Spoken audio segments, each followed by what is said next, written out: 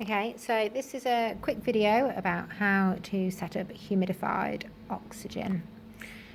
So all of the equipment you need is here. What you will need is an oxygen flow meter, and that will go into the wall behind your patient bed space.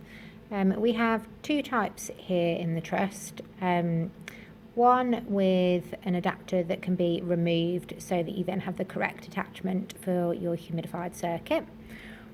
Or we have one of these where once you unscrew this adapter here, you then have to go and find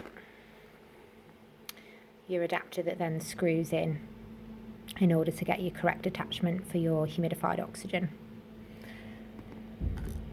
You will also need some sterile water. Here, this is kept in the nursing drug cupboards, so you just need one of them to go and retrieve it for you. You'll need some elephant tubing. We normally cut 16 corrugated lengths. It's long enough then that it will reach your patient, but not too long that the water will recondense in the tube. You also need your adapter that sits on top of the humidified oxygen water, and as you can see here, it will give variable amounts of oxygen, anywhere from 28% all the way up to 98%. If you want to achieve anywhere from 35% up to 98%, you will need to set an 8 litre flow at the wall. You can set higher than that if your patient is particularly short of breath, has a rapid respiratory rate, and it will help with their breathlessness, and it will just ensure that they are still receiving the correct oxygen percentage. And if you just want 28% oxygen, then you only have to set a 5 litre flow rate. If you set below the required flow rate, the patient will not be receiving the amount of oxygen that you have set them. It's quite a nice system because you can wean up and down very easily. You don't have to keep changing, different venturi valves. It will go all the way up to 98%.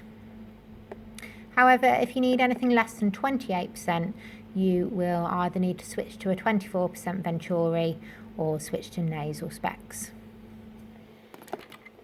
You will also need a face mask to go on the end of your elephant tubing, and then obviously to the patient itself. There are some other better style masks.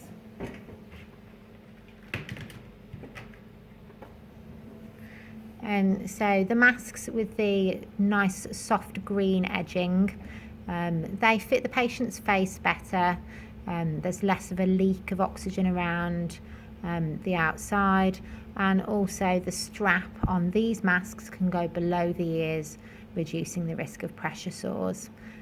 So for patients that are going to need this oxygen system for a prolonged period of time, these will be the better masks to use. So if I set it all up so that you can see how it all looks as the finished product. So if you get your water and you get your adapter, and you have to screw it in really nice and tight so that the water bottle gets pierced. Once that's done, you pierce the side of the bottle with this section here. You then pop your elephant tubing in here.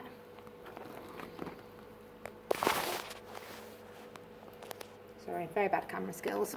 Oh. And then you put your other end of your elephant tubing into your face mask.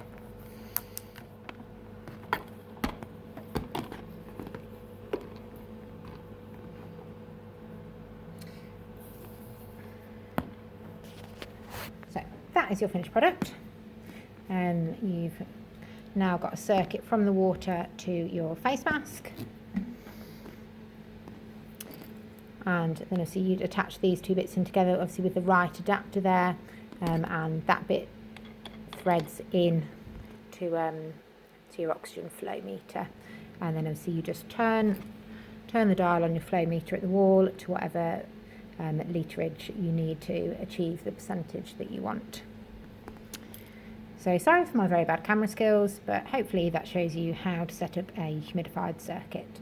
If you can't find all the bits that you need, then just ask somebody on the ward for help and they will know where to find them.